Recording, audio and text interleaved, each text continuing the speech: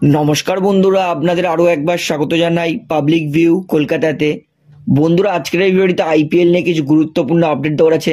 যেমন কেন রোহিত শর্মাকে ক্যাপ্টেন্সি থেকে সরালো, এই নিয়ে কি বলছে মুম্বাই দলের হেড কোচ সেটা বলবো। কেকেআর দল পেয়ে গেল নতুন বিধ্বংসী ফিনিশার, এই ফিনিশারটা কে সেটা জানাবো। সরফরাজ খানকে কবে সই করবে কেকেআর সেটারও আপডেট দেওয়ার আছে। কেকেআর দলের ভাইস ক্যাপ্টেন কে এবং মিচেল স্টার্কের বলে কিন্তু মেরে ছাতু করে দিল রিঙ্কু সিং, এই নিয়ে কিন্তু বিস্তারিতভাবে আলোচনা করার আছে। তাই অনুরোধ করে রাখবো ভিডিওটা অবশ্যই শেষ পর্যন্ত দেখবেন। এবং ভিডিওটি শুরু করার আগে একটা ছোট্ট অনুরোধ করে রাখবো, যেহেতু এইখানে আপনারা খেলার সমস্ত রকম আপডেটস পেয়ে যাবেন, তাই অবশ্যই পাবলিক ভিউ কলকাতা এই চ্যানেলটিকে সাবস্ক্রাইব করে বেল আইকন প্রেস করে অল করে রাখবেন। তাহলে বন্ধুরা, সবার প্রথমে জানাই, আপনারা যে জিজ্ঞেস করেছিলেন যে কেকেআর দলের ভাইস ক্যাপ্টেন কে আইপিএল 2024-এ, সেটা একটু বলুন। তো বলে রাখি, এই বছরও কিন্তু কেকেআর দলের ভাইস ক্যাপ্টেন নীতিশ রানাকেই করেছে, অর্থাৎ শ্রেয়াস আইয়ার হচ্ছে ক্যাপ্টেন এবং নীতিশ রানা হচ্ছে কেকেআর এর ভাইস ক্যাপ্টেন। তো বন্ধুরা, এইবারে আপডেটে আসি। তো সবার প্রথমে জানাই, সরফরাজ খানকে কবে সই করতে পারবে কলকাতা নাইট রাইডার্স। তাহলে বন্ধুরা, সরফরাজ খানকে কিন্তু নেওয়ার জন্য সবার আগে অ্যাপিল করেছিল কেকেআর ম্যানেজমেন্ট, কিন্তু যেহেতু বর্তমানে অকশন শেষ হয়ে গেছে, তাই সরফরাজ খানকে কিন্তু নেওয়া সম্ভব না এই মুহূর্তে কোনো দলেরই। যদি না সিজনের শুরুতে অথবা চলতি সিজনে কোনো প্লেয়ারের ইনজুরি হয়। আপনাদেরকে সহজভাবে বলে দিই, ভাবুন কলকাতা নাইট রাইডার্স খেলছে বা অন্য কোনো দল খেলছে আইপিএল, এবং সেই দলে কোনো প্লেয়ার চোট লাগলো, সেই প্লেয়ার আইপিএল থেকে রুলড আউট হয়ে যাবে, মানে সেই প্লেয়ার আইপিএলে খেলতে পারবে না। তার পরিবর্তে, অর্থাৎ ইনজুরি প্লেয়ারের পরিবর্তে, অথবা যেই প্লেয়ার আইপিএলে খেলবে না, অর্থাৎ কোনো প্লেয়ারের পরিবর্তেই এই মুহূর্তে কিন্তু সরফরাজ খানকে আইপিএল এ যে কোনো দল সই করতে পারে। অর্থাৎ যেহেতু সরফরাজ খানকে নেওয়ার দৌড়ে সব থেকে বেশি টাকা অফার করেছে কেকেআর, তাই ভাবুন মুম্বাই, কলকাতা, চেন্নাই তিনজনেই সরফরাজ খানকে নিতে চাইছে, এবং তিনজনেরই একটা করে ভারতীয় প্লেয়ারের ইনজুরি আছে, তারা আইপিএল আর খেলতে পারবে না। তখন যেহেতু কেকেআর সব থেকে বেশি অ্যামাউন্ট দিয়েছিল, তখন কিন্তু কেকেআর এর দলে অটোমেটিক সরফরাজ খান সই হয়ে যাবে। অর্থাৎ আইপিএল এর রুলস অর্থাৎ নিয়ম অনুযায়ী, যেহেতু সরফরাজ খান কোনো দলের সঙ্গে যুক্ত নেই এবং আইপিএল এর অকশনও বন্ধ হয়ে গেছে, তাই যদি কোনো প্লেয়ার ইনজুরি লেগে সে সিজন থেকে রুলড আউট হয়ে যায়, তখনই কিন্তু একমাত্র সরফরাজ খানকে কোনো ফ্র্যাঞ্চাইজি সই করতে পারবে। এটাই কিন্তু আইপিএল এর নিয়ম। তো দেখা যাক কোন দল সরফরাজ খানকে সই করতে পারে। তো বন্ধুরা, আশা করি সরফরাজ খানের ব্যাপারটা পুরো আপনাদেরকে জানিয়েছি।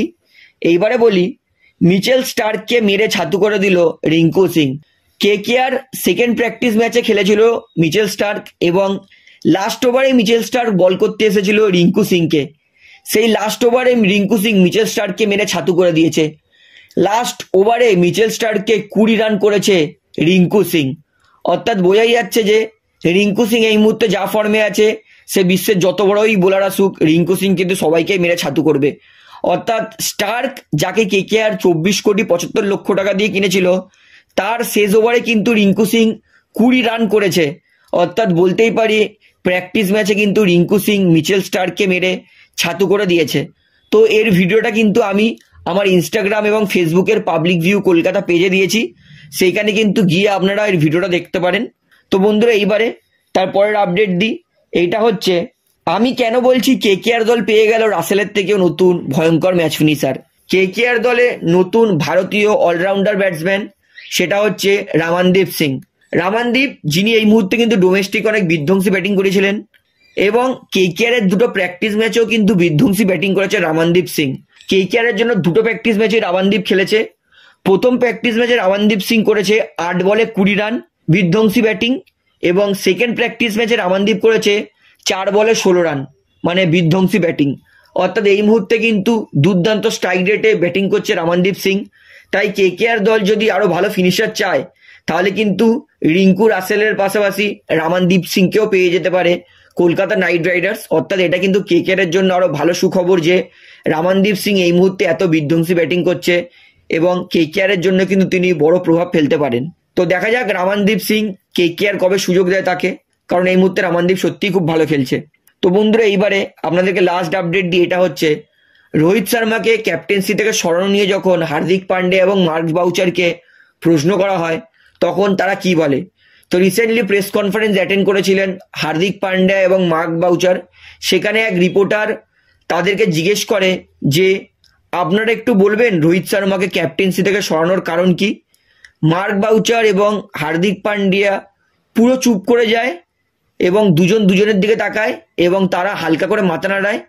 অর্থাৎ মার্ক বাউচার তিনি কিন্তু সম্পূর্ণ রোহিত শর্মাকে কেন ক্যাপ্টেন্সি থেকে সরানো হলো এই প্রশ্নটা থেকে কিন্তু পুরোপুরি এড়িয়ে যান। অর্থাৎ মুম্বাই ম্যানেজমেন্ট তাদের কাছেও কিন্তু এর কোনো উত্তর নেই যে কেন রোহিত শর্মাকে ক্যাপ্টেন্সি থেকে সরানো হলো। অর্থাৎ ব্যাপারটা পরিষ্কার, হার্দিক পান্ডিয়া তিনি বলেছিলেন যে তিনি মুম্বাই দলে ফিরতে পারেন যদি তাকে ক্যাপ্টেন বানানো হয়। তাছাড়া আর কোনো কারণ আছে বলে তো আমার মনে হয় না। তো এটাই হয়েছে রোহিত শর্মাকে ক্যাপ্টেন্সি থেকে সরানোর প্রশ্ন নিয়ে মুম্বাই দলের কোচ এবং ক্যাপ্টেনের প্রতিক্রিয়া। তো বন্ধুরা, আজকের আইপিএল এর আপডেটে এতটাই বলার ছিল। আশা করি সমস্তটা আপনারা বুঝতে পেরেছেন। তো ভিডিওটি আমি এখানে শেষ করছি। ভিডিওটি ভালো লাগলে অবশ্যই লাইক করুন, কমেন্ট করুন, শেয়ার করুন এবং বন্ধুরা চ্যানেলটি তার নতুন আছেন সবাইকে একটা অনুরোধ করবো তারা অবশ্যই পাবলিক ভিউ কলকাতা এই চ্যানেলটিকে সাবস্ক্রাইব করে বেল আইকন প্রেস করে অল করে রাখবেন। ধন্যবাদ।